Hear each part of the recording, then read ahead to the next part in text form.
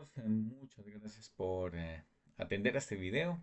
Seguimos brindando edificación y hoy finalizando esta serie de crianza bíblica, pastoreando el corazón de tu hijo. Nosotros vemos y adoptamos los principios que encontramos en la palabra de Dios, principios que nos van a ayudar para la edificación de nuestros hijos, pero sobremanera para poderlos levantar una generación que le ame, que le tema al Señor. Y hemos visto desde la niñez algunos periodos y etapas, desde niños pequeños, desde esa primera infancia, qué hacer, cómo entrenarlos a obedecer, pero también ya estamos finalizando en esta etapa de la juventud, que algunos llaman adolescencia, de los 13 a los 18 años.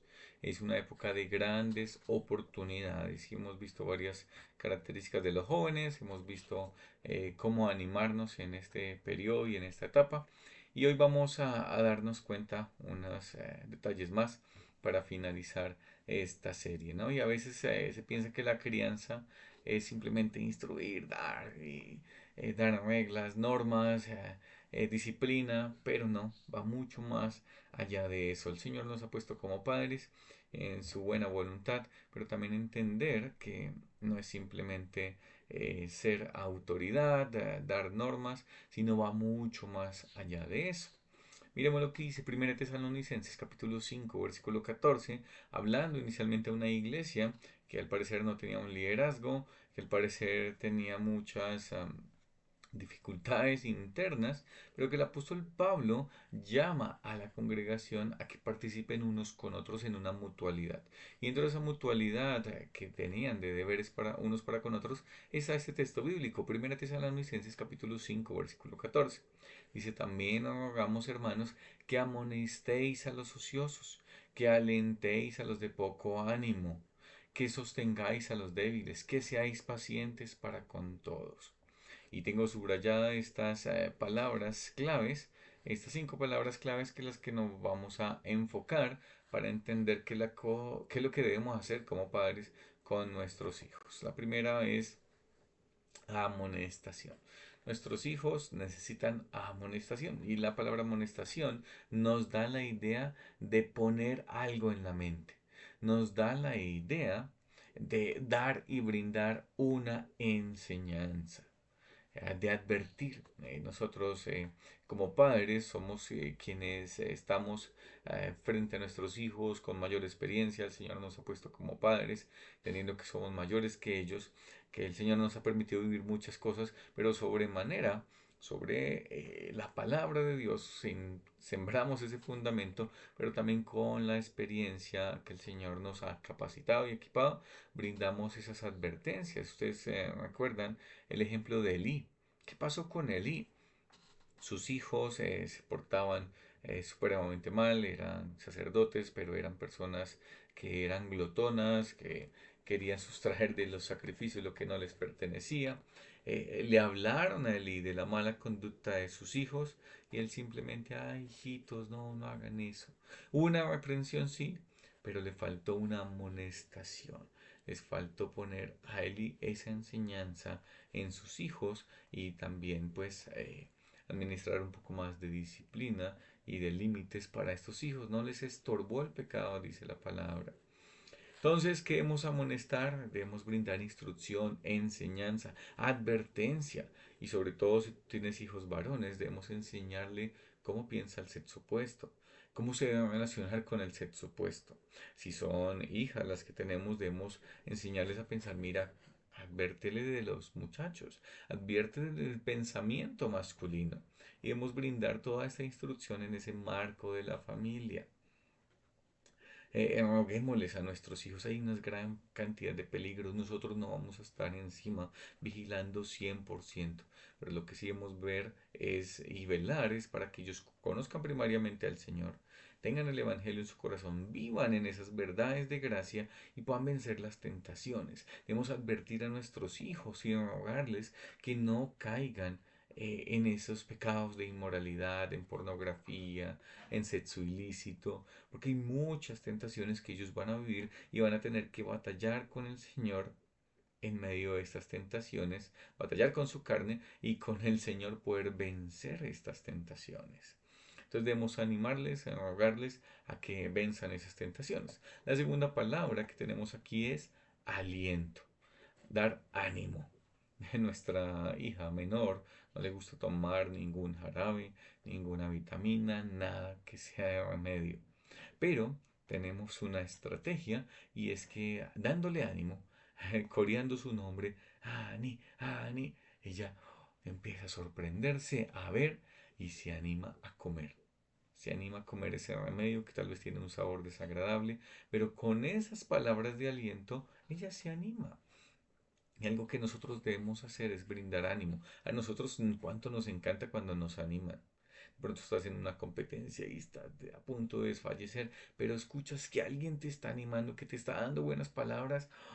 Eso como que nos da un oxígeno, nos da un aire y vamos adelante.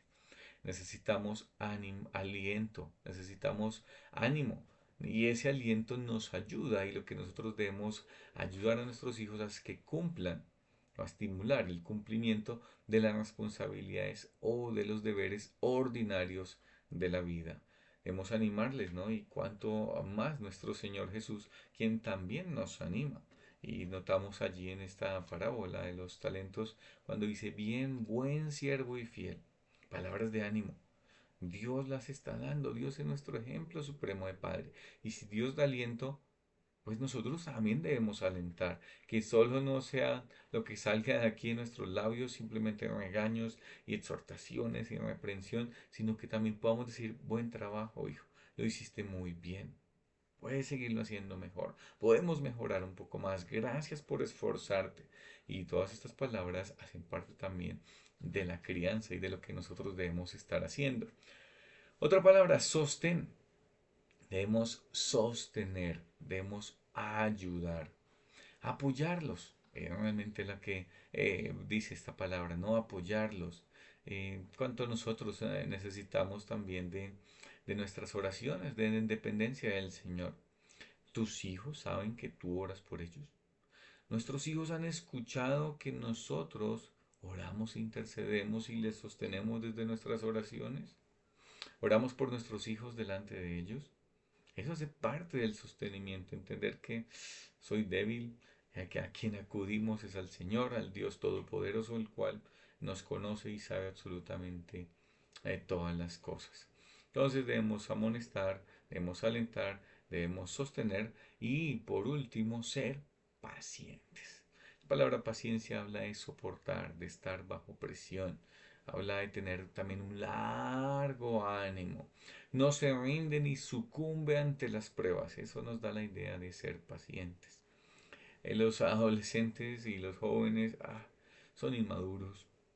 A veces quieren ser muy maduros y quieren ser tratados como maduros. A veces son demasiado infantiles, pero como padres debemos ser pacientes. Debemos entender que están en un periodo y que en un par de años tal vez serán mucho más maduros, pero por ahora disfrutemos y aprendamos en medio de todas estas oportunidades que el Señor nos permite vivir con ellos. Tenerles paciencia, llegar a sus corazones, poder conversar, ser intencionales con ellos en las conversaciones, en las charlas, en las pláticas que el Señor nos permita tener. Llegar a hacer buenas preguntas, depender en la sabiduría del Señor. Todo esto lleva tiempo. Lleva tiempo hacer bien la tarea de padre. Pero estás dispuesto, estamos dispuestos a pagar el precio.